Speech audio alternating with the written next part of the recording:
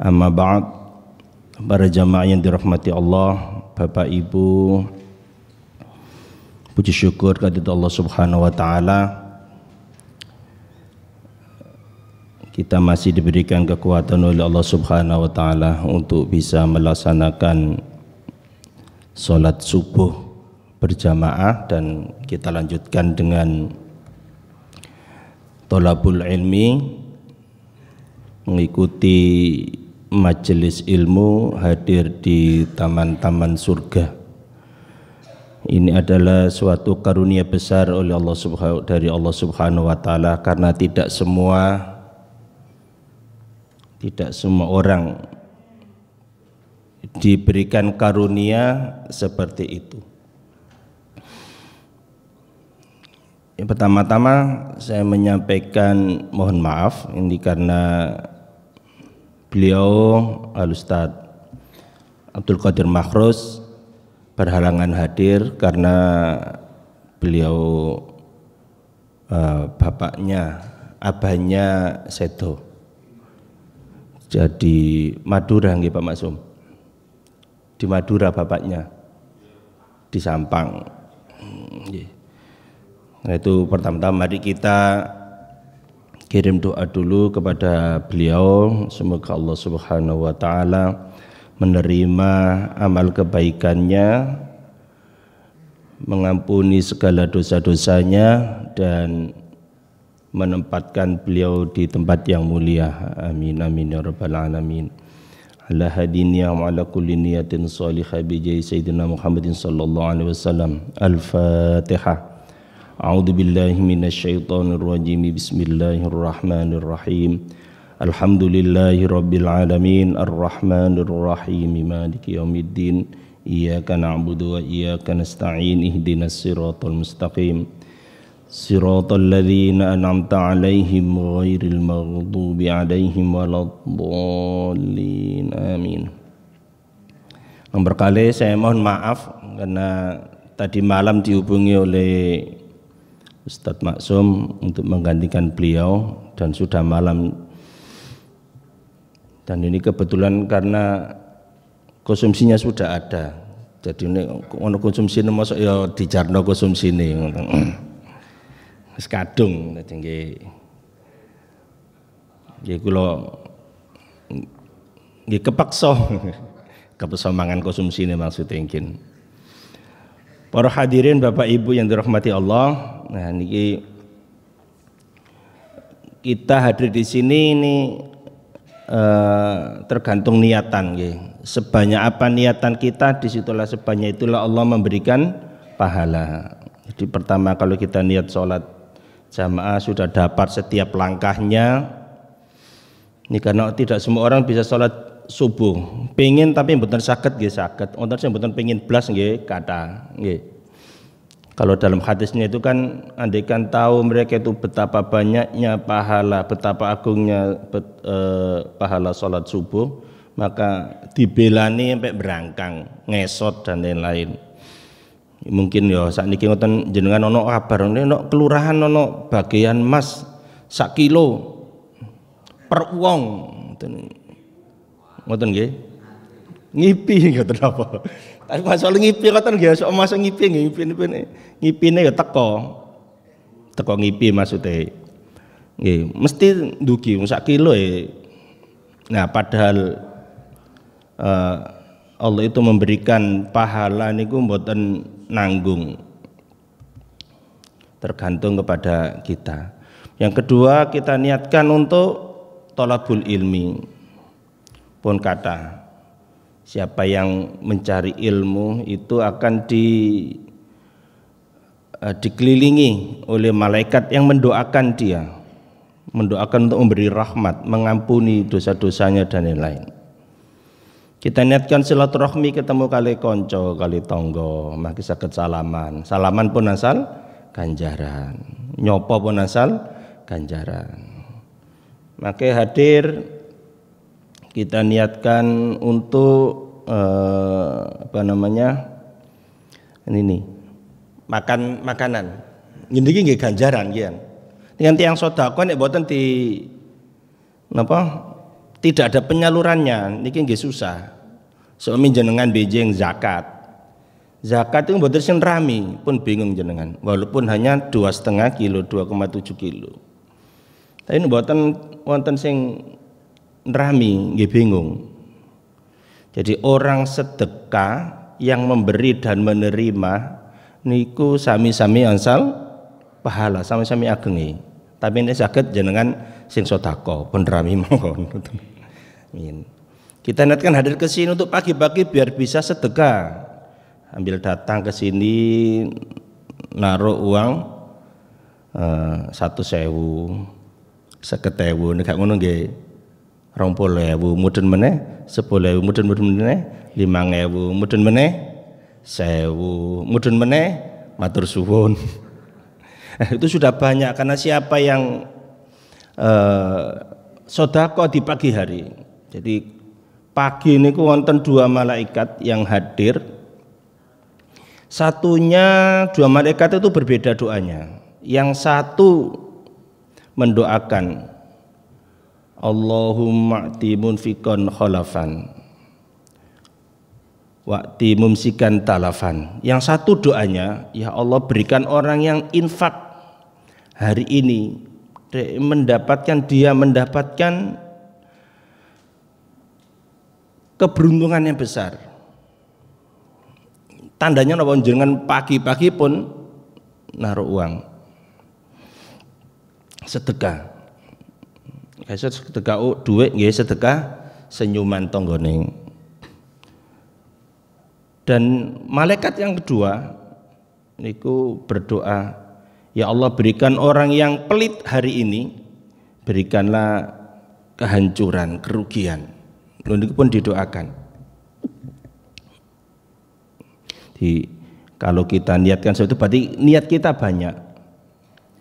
Innamal a'malu binniyat. Jadi hadisnya itu begini, ada yang mengatakan innamal a'malu binniyah.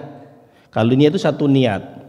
Niat utamanya apa? Tapi hadis ada yang mengatakan bahwasanya innamal a'malu binniyat, tergantung kepada niat-niat yang ada. Jadi kita niatkan. Kata sholat ya, jangan sakmami khatir wonten masjid pun mepet waktu ini. Nah, ini kan kita harus kalau maghrib subuh tadi sholat fajar, tahiyatul masjid dulu baru sholat fajar atau. Nah kita nggak nututi. Jenengan niati mawon sholat 2 rakaat sholat fajar atau qobliyah subuh. Nah niku karena mepet, betul betul waktu mali pun mepet Pak Thohir pun napa komat, ajengi komat nonton, niku pun 1,35, niku kan sembahyang gede cepet mau gitu. Nah niku sampun kita sudah mendapatkan pahala banyak, pahala sholat yang disunahkan itu sudah dapat kita niatkan bahwasanya yang lain melu begitu. Para hadirin jamaah yang dirahmati Allah, saya tadi malam kalau dalu niku mikir-mikir niku maringi nopo ngoten nggih. Cek wonten rasan-rasan tapi rasan-rasan sing sae. Ngaos nopo. Niki kalau dalu buka wonten laptop kula teringat Abah Masudin itu ngengken kula, Pak Musolin nanti ngaji sholawatan, riyen ngaji sholawatan keliling itu kan dulu ngajinya tiba. Nah niki tibae pun telas. Ya maksudnya kalau di kengken madosi kitab Syarafu Ummati Muhammad. Jadi artinya kemuliaan umatnya Nabi Muhammad. Kalau madosi mboten dapat. Keliru ngetik napa nonton nggih. Ternyata kalau temuni wonten kitab niki. Oh ini kula teringat, Masya Allah ini kitab yang dulu pengen dikaji oleh Abah ya Masudi. Dulu kan kita ngajinya itu kan bagaimana kemuliaan Rasulullah SAW mulai dari sebelum lahir sampai beliau sesudah wafat itu ada semuanya di dalam tiba. Nah beliau pengen bagaimana mulianya umat Rasulullah SAW. Nah, karena di kitab ini yang saya baca, kita ini sangat-sangat dimuliakan oleh Allah. Mengapa? Karena kita hidup menjadi umatnya Rasulullah Sallallahu Alaihi Wasallam sebaik-baik Nabi. Kalau di riba itu dijelaskan khairul anbiya'i wa ummatuhu khairul umam. Rasulullah itu sebaik-baik Nabi dan umatnya itu sebaik-baik umat.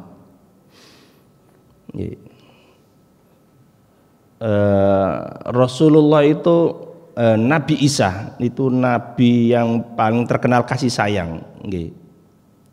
Nabi Isa itu nabi yang mboten mentoloan. Karena itu ngapunten umat Kristiani kali mengikuti ajarannya secara benar niku kasih sayang. Yang terkenal kan orang Kristen itu kan ajaran kasih sayang. Mesti begitu, kasih Tuhan, kasih begitu nggih. Ya, karena mengikuti dari ajaran utama dari Nabi Isa alaihissalam. Nah, suatu saat tapi kasih sayangnya Nabi Isa itu bila itu nggak isoan, kena melihat ada umatnya yang teraniaya, sehingga doanya beliau itu pingine wis cegak suwe-suwe sampean dosa nang dunya, kok nang akhirat cegak akeh napa siksane didoakan mati.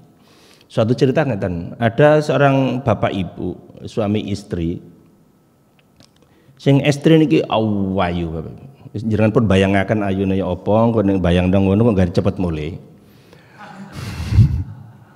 Ayu, sing lanang nggih elek. Nggih, ya perbandingannya gitulah. Nah, akhirnya ada orang laki-laki gagah ganteng lewat di desa itu, kemudian sempat tinggal. Nah kemudian jenenge Trisno jalaran saka jalan gelibet gitu ya. Wong lanang niki seneng kali wong wedok sing ayu iku. Sing ayu nggih ngoten, gayung bersambut. Ya, terus singkat cerita, serong lah begitu. Serong, saya tidak ngerti serong itu sampai mana. Bu cuman seneng-seneng tok, bu mek ngapeli nek bojone gak ono, apa sampai pada napa perbuatan yang tidak diinginkan atau apa. Yang penting serong. Serong akhirnya sing napa wedok niki janjian karo tiang jaler gadang bau janjian. Wis ayo ning ngono lari ae. Tak gawa melu aku ae. Kan begitu nggih. Akhirnya lari berdua ini, kemudian dikejar kali sing jaler niki ngerti pun WA pun enten kok WA ini terus oleh zaman biyen mboten WA nggih. Iki WA arek iki kok ngenten. Nah, dikejar sing niki wau suami napa sing serong niki wau beto kuda jaran sing jaler niki bojo asline niku Melayu menggos ndawung jaran musuh anu nggih dikeple ngoten ngopo kecuali kok nggawa napa sepeda motor ngoten wah ndak bisa. Nah tengah-tengah perjalananku kepanggih kali Nabi Isa alaihissalam. Ditakoki sik lha apa kok melayu-melayu. Masyaallah Nabi Isa niki bojo kula niki digawa wong ngoten. Digawa wong. Lho temenan ta iki bojomu? Nggih, Nabi Isa. Ini bojo kula digawa wong.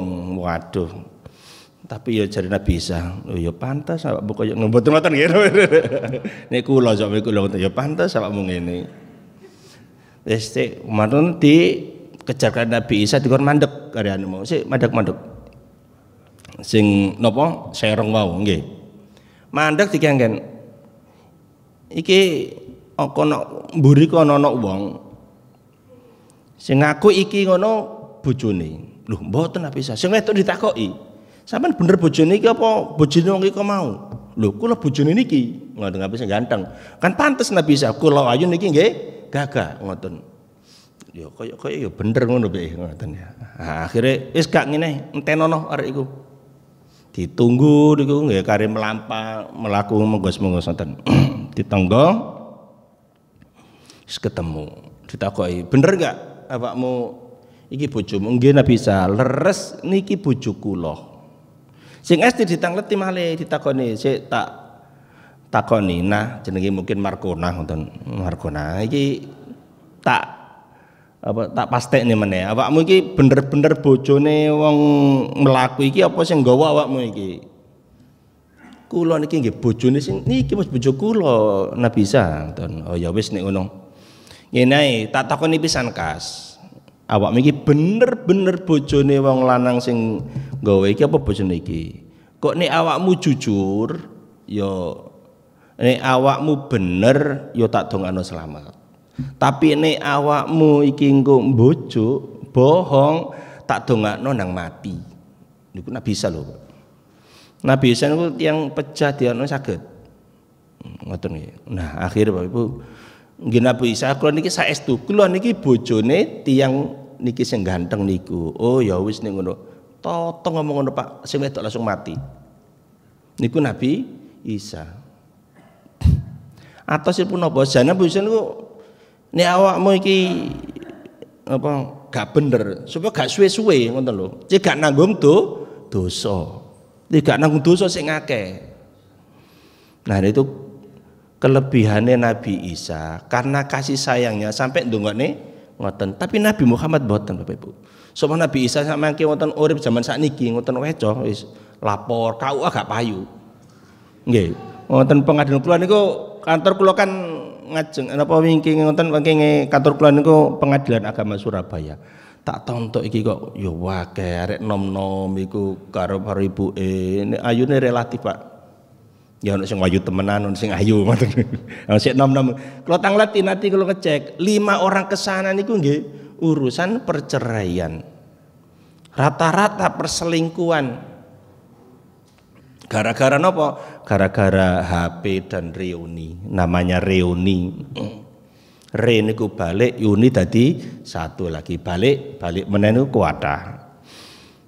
Nah niki sakniki sinten Nabi Isa niku urip zaman sakniki ngoten wenak. Lapor Nabi Isa mati, lapor Nabi Isa mati ngoten. Para hadirin Bapak Ibu dirahmati Allah, kula cetaken. Nah, bagaimana keutamaan Rasulullah SAW bersama umatnya. Kalau tadi Nabi Isa itu karena saking senenge kasih sayangnya kepada umat, beliau itu mendoakan seperti itu, tapi didoakan mati. Itu masyhur cerita niku. Nah, bagaimana dengan Rasulullah? Rasulullah itu tidak pingin umat nanti ya sebagaimana dalam ayat yang sering disampaikan, laqad ja'akum rasulun min anfusikum azizun 'alaihi ma 'anittum harisun 'alaikum bil mu'minina raufur rahim.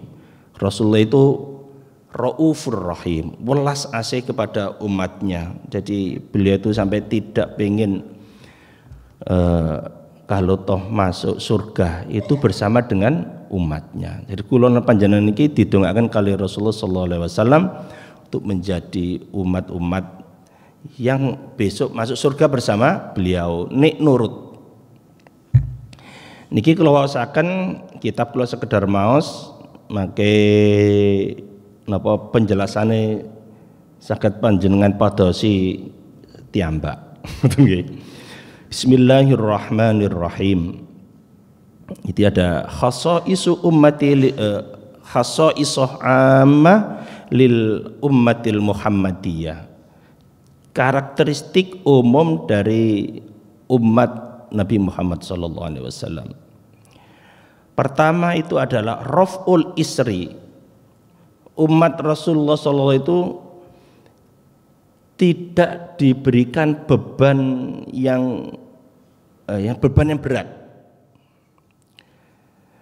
Ini ada dalam Al-Qur'an sallallahu alaihi wasallam, wa dzalika binasil Qur'ani qala ta'ala alladziina yattabi'una ar-rasulan nabiyyal ummiyal ladziina yajidunahu maktuban 'indahum fit Taurati wal Injil ya'muruhum bil ma'rufi wa yanhahum 'anil munkar wa yukhillu lahumut thayyibat wa yuharrimu 'alaihimul khaba'ith wa yadau anhum israhum wal aghlal allati kanat alaihim. Di situ ada ayat wa yadau anhum israhum, dan Allah merendahkan israhum, keberatannya. Jadi dari mana kita tidak dibebani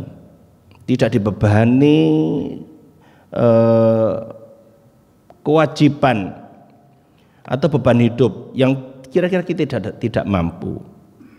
Makanya ketika Rasulullah SAW itu Isra Mi'raj, itu kan pertama sholat itu kan 50 kali, 50 kali ketemu kali Nabi Musa. Memang Nabi Musa itu Nabi yang banyak protes, banyak pertanyaan, kakek takut. Maka disebut kalimullah. Loh, Muhammad seket, gak ngira kuat, wong lima sik bolong-bolong, gampang ngoten. Muduno njaluk meneh, sampai dinego Rasulullah sallallahu alaihi wasallam. Rasulullah nego niku nggih pun harkat dan martabat diri, Bapak. Nggih. Mosok nabi yang lain saja umatnya itu besar kok, saya enggak. Padahal umat saya adalah sebaik-baik umat, saya adalah sebaik-baik nabi. Tapi kok sih ibadai diukon ngenyang. Tapi karena saking cintanya kepada umatnya dinego kali Rasulullah sallallahu alaihi wasallam. Oke. Pertama tadi adalah raf'ul isri, diangkat beban yang mengikat, yang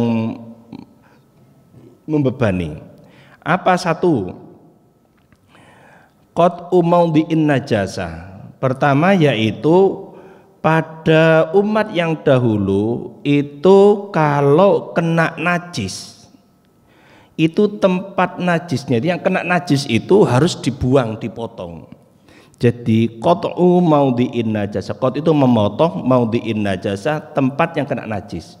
Contohnya sumami kula niki terus sorban atau baju niki kena najis, kecipratan uyu, air kencing, atau kena kotoran binatang atau yang lainnya, niku mboten dicuci, tapi dipotong, disuwek ngoten riyen niku. Njenengan bayangno sakniki sok ngoten kan ya bolong-bolong kabeh ngoten nggih. Jadi nah sekarang tidak. Kalau dulu seperti itu, umat itu kalau kena najis, umat-umat terdahulu itu dipotong barang yang kena najis, bukan hanya dibersihkan tapi dipotong, dibuang. Ini penjelasannya. Fa idza asabatin najasatu thauba ahadihim, ketika najis itu kena pada baju salah satu mereka, fa inna alaihi ayaqta'a liyudhirahu, maka dia harus memotongnya untuk membersihkannya. Wala yakfi huslahu kama akhrajahu al-Bukhari fi sahihihi, dan tidak cukup baginya untuk membasuhnya atau menyiramnya, sebagaimana dalam hadisnya Imam Bukhari. Jadi kita harus banyak bersyukur kepada Rasulullah Sallallahu Alaihi Wasallam karena sudah banyak diringankan. Nah, nomor 2, jadi kanu ida asobal baulu jasad khatim qata'u ma asobahu al baulu minum. Ini apa namanya, keterangan dari salah satu kitab yang ada di kitab apa namanya Khasaisu Ummati Sayyidina Muhammad. Yang kedua, ada memuakalatil haidi. Kalau umat dulu itu, ngapunten ibu-ibu, para wanita itu kalau haid itu sudah disendirikan, Pak, dikucilkan, tidak diberi makan dan lain-lain, jadi harus keimangan dewe, ditaruh di tempat sendiri. Itu kalau dulu.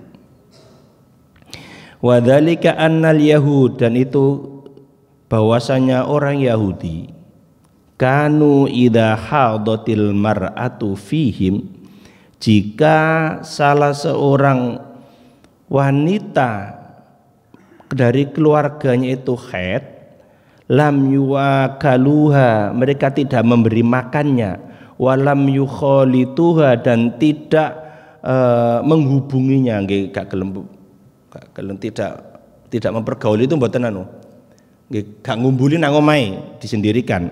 Walam yusakinuha, dan tidak tinggal bersamanya fi baitin wahidin, pada satu rumah, bal yatrukuha fil baitil munfaridati, tetapi meninggalkannya fil baitil munfaridati, pada rumah yang tersendiri. Jadi dikucilkan, dikekno gubuk-gubukan ngoten.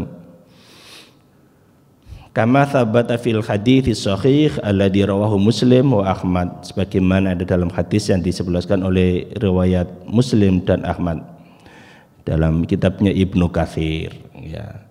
Jadi kalau dulu, makanya umat Rasulullah SAW itu terkenal dengan nabi yang mengangkat derajat perempuan. Karena itulah kampanyenya Rasulullah SAW itu diantaranya adalah ini mengangkat harkat martabat perempuan. Dulu sebelum itu perempuan itu nggih orang Sayyidina Umar tiambak, nggih Sayyidina Umar radhiyallahu anhu. Itu dulu punya anak laki-laki, lahir laki, istrinya itu melahirkan laki-laki, perempuan itu dikubur hidup-hidup. Terus yang jahiliyah itu ngoten. Ya namanya jahiliyah. Jahiliyah itu bukan karena bodoh dan primitif, bukan, karena pemikirannya yang dangkal. Nah, coba bayangkan sok saat ini perempuan itu ngapunten dikubur. Terus wong lanang-lanang ki neng ndi? Ngoten nggih. Karena ya sakno wong umba-umba njaluk umbano bojone. Padahal kewajiban cuci-cuci niku kewajibane wong lanang. Nggih ta? Jenengan nggih, Pak? Jenengan nyuci tiang, Mbak? Loh, jenengan nyuci lambene tiang, Mbak? Kok sami kali kula. Kula niki sampai lali carane nyuci. Itu mengapa? Mesin cuci, mesin cuci. Karena sudah dicucikan mesin cuci. Dan itu sebetulnya adalah kewajiban laki-laki. Kalau ada ibu-ibu, Bu, nah jenengan kalau mencucikan itu mendapat berkahnya mengabdi kepada suami. Niku pahalai gede. Besok itu bisa-bisa ibu-ibu itu lebih cepat masuk surganya daripada bapak-bapak. Nggih. Kados sakniki ngoten jenengan ajak ibu-ibu niku ke mall, itu lebih cepat surut ngoten. Nah, bejeng jenengan niku ditinggal kali ibu-ibu kaya ninggale ibu-ibu enten mall kali jenengan. Yang kedua, yang ketiga, ta'yinul qisas fil amdi wal khoto'i, dipastikannya kisos dalam pembunuhan yang disengaja atau yang tidak sengaja. Kalau dulu pada zaman umat sebelum Rasulullah SAW ada orang terbunuh, yang membunuh baik itu sengaja atau tidak itu mesti dikisos, dibunuh. Jadi langsung dulu itu bunuh ya dibunuh, sengaja atau tidak. Nah, cerita seumpami cerita wonten kalau ini kapan itu tentara yang latihan nembak kemudian kena ada nyasar, peluru nyasar. Itu kalau dulu Yusti langsung tadi siapa yang nembak ya nyasar tadi. Nah, ini kapten ini Pak Yusti langsung dibunuh. Nah, sekarang tidak. Kalau dalam hukum Islam yang sekarang itu bahwasanya orang yang membunuh dilihat dulu membunuhnya karena apa. Nah, yang jelas-jelas kemarin terjadi carok, kepireng nggih? Sinten namine? Hasan Basri kalimat Matanjar. Wis jenengan ngikuti YouTube berarti ya. Nah itu karena ada pengacaranya, ini bisa bebas Pak. Mengapa? Karena dia membela dan lain-lain. Apa yang bisa kita ambil dari kasus Matanjar? Sombong-sombong dia ketemu apa jenenge pengapesane. Jadi kalau dulu begitu, kalau sekarang tidak. Wa katabna alaihim fiha annan nafsa bin nafsi wal aina bil aini. Jadi dan kami wajibkan kepada mereka bahwasanya annan nafsa bin nafsi, itu dalam Al-Qur'annya seperti itu dan berlaku. Nah, sekarang tidak, bahwasanya kalau terjadi pembunuhan dilihat dulu karena apa, maka dicari yang keadilannya. Jika itu tidak disengaja maka dia tidak dibunuh, tidak dimatikan, karena sesungguhnya agama itu menghindari terjadinya mengalirkan darah, karena itu adalah bagian daripada prinsip agama, yaitu khifdun nafs, menjaga nyawa. Jadi khifdul jah menjaga kehormatan, khifdun nafas menjaga menjaga jiwa. Jadi bagaimanapun agama Islam itu paling tidak senang kalau ada pertumpahan darah. Jadi ini mengingat dulu bagaimana Gus Dur dulu, ngapunten, itu turun ya turun saja, yang penting tidak terjadi pertumpahan darah gitu. Kemudian Rasulullah SAW itu berkali-kali mengadakan perjanjian, di mana perjanjian itu sudah dirasa, perjanjian Hudaybiyah itu hitam di atas putih, umat Islam itu kalah, Pak, jelas kalah dalam perjanjian itu. Banyak dirugikan. Tetapi Rasulullah SAW tetap menandatangani, menyetujui. Mengapa? Karena efeknya adalah supaya tidak terjadi pertumpahan darah. Itu yang paling dijaga. Nah sekarang kok sedikit-sedikit nih panjenengan ngali TV, naudzubillah, titik mateni, masya Allah. Kok murah temenan nyawa iki. Kalau bisa jangan sampai itu terjadi pembunuhan. Bismillahirrahmanirrahim. Selanjutnya yang keempat. Jadi yang pertama tadi apa? Membuang barang yang kena najis. Yang kedua yaitu tidak memberi makan orang-orang yang haid. Yang ketiga, memastikan bahwasanya orang yang membunuh sengaja atau tidak sengaja dibunuh. Yang keempat adalah qatlun nafsi bitaubah.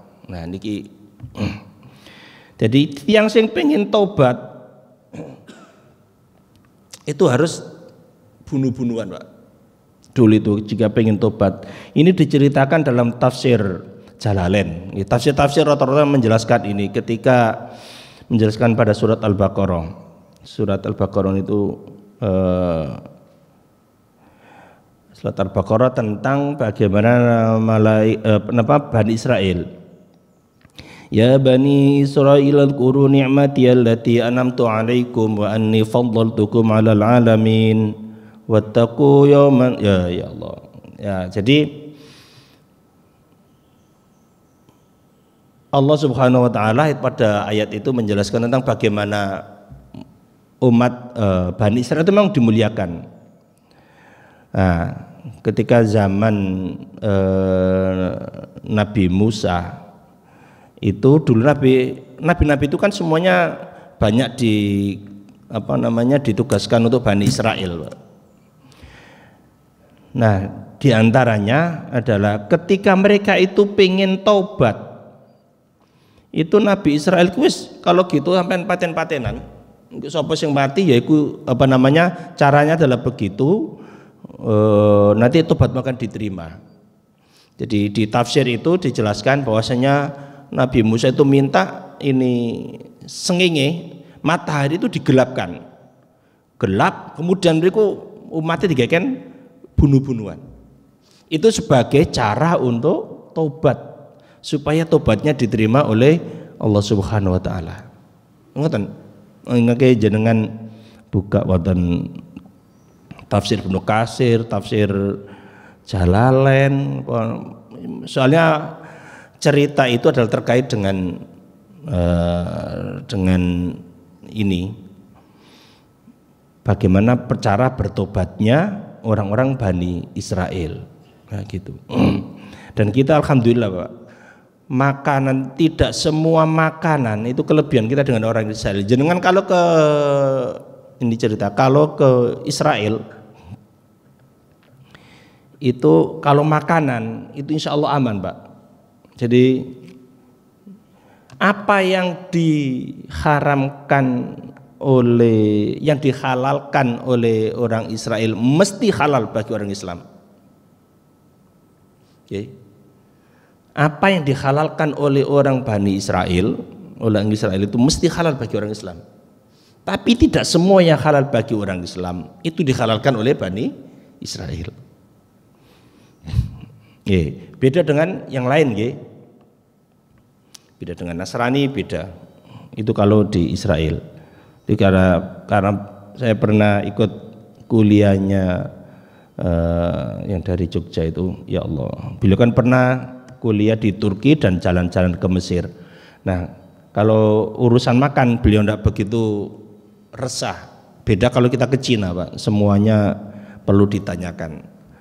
Jadi waktu kula dolen mriki itu mangane nggih namung telur.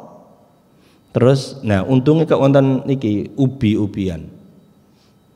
Telo niku unan Cina ya ono telo barang. Jadi pangan buah-buahan atau ubi-ubian itu aman. Jadi yang keempat, keistimewaan kita itu adalah kalau kita itu bertaubat maka cukup dengan menyadari taubatnya, eling-eling taubate. Kalau di kitab Minah Husaniyah taubat niku tingkat-tingkatan. Pertama adalah minal kabair. Jadi kalau kita taubat, pertama adalah kita menghentikan semua perbuatan. Pertama adalah taubat dari perbuatan dosa besar. Taubat itu an-nadam. Nadam niku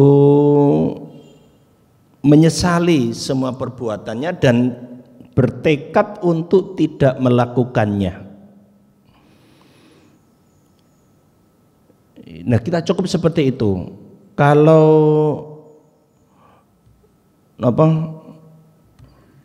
orang Bani Israel tidak. Jadi sampean supaya tobat itu ya dikongkon bunuh-bunuhan, dibunuh. Saiki ngoten ya napa, Pak? Jenengan denanu aku tobat. Terus ngoten, ya wis sampean karo sapa sing padha tobaté kemudian paten-patenan. Ana kelak gawat sedanten nggih. Jadi dan tobat itu menurut Syekh Al-Madbuli itu ada tingkat-tingkatan bagi kita. Awaluha taubat minal kabair, taubat dari semua perbuatan dosa. Kemudian perbuatan dosa-dosa kecil. Nih kalau mungkin kita perbuatan dosa besar, insya Allah lah kita ini bisa. Boten mateni, boten minuman khamr, boten itu dosa-dosa besar, zina, insya Allah, dan kita berdoa tidak selamanya tidak melaksanakan itu. Nah yang banyak itu adalah dosa-dosa kecil. Contohnya apa, Pak? Nggih ngerasani tonggoe, kurang syukur, ngedumel, itu kan dosa-dosa kecil. Nah, tapi ini tuh bisa selesai dosanya itu bisa selesai dengan ibadah-ibadah kecil. Jenengan wudu dosane rontok, melaku nang masjid dosane rontok, ini rontok. Jenengan derek pengawasan dosane rontok. Nah, gitu. Ini dosa-dosa kecil. Kemudian tobat dari makruhat, hal-hal yang dimakruhkan. Banyak. Ada yang mengatakan rokok itu makruh, tapi bagi candu, nah itu yang sulit itu adalah, nah ini Pak si makruh kok, nah gitu. Tapi tidak ada sesuatu yang kecil-kecil diulang-ulang. Kalau diulang-ulang kan menjadi besar. Ini bukan hanya merokok tok, kuatas yang barang-barang sing makruh. Tangi bengi melekan suwengi niku makruh. Karena tidak memberikan hak kepada jiwanya untuk istirahat. Tsumma taubah min khilafil aula. Taubat menghentikan diri dari perbuatan-perbuatan yang tidak khilafil aula, itu menyalahi dari keutamaan. Jadi contohnya jenengan sholat itu nek jamaah yang utama itu pakai pakaian yang bersih, indah, wangi. Kemudian softnya ada di soft yang paling depan, rebutan soft di depan, bukan rebutan menghindari soft depan. Jadi kalau urusan lain, urusan itu jenengan pun mengajukan diri, tapi kalau urusan sholat jamaah kita harus rebutan di depan. Jadi sama monggo Pak, monggo. Nah niki nek sholat jamaah pun ngoten. Jamaah langsung masuk mawon. Karena pahalanya lebih banyak di depan. Jadi besok kok ngene kok sing ngarep ngene iki rebutan iki monggo. Sawangane iku kaya sopan, tapi sebetulnya salah. Nggih. Dari masuk nggih depan nggih langsung dimasuki mawon supaya kecuali nek awakku adem iki gak gelem kenek AC, karena ber-AC mboten napa-napa kan itu menghindari mafsadah. Banyak sekali yang hal-hal yang lebih utama tapi kita tinggalkan. Bersiwak gawe wangi-wangian, kemudian mendulukan sholat itu pun melayu-melayu. Jadi kuno sodok mriki imame niku pun dapat satu melayu-melayu pun ngoten. Tenang mawon melampah sing genah sambil noto ati supaya sholatnya tenang. Coba jangan bayangkan nanti kalau jangan tuh dari sana lari cocok kemudian ini kan buatan khusyuk, akhirnya buatan dados khusyuk. Jadi tenang mawon, Allahu Akbar, melampaui nggih tenang. Mangke kari nggih nderek sing jadi imam makmum masbuk. Nggih niki karena sudah yang penting itu sudah disiapkan makannya. Nah, ini kita bisa langsung mengeksekusi.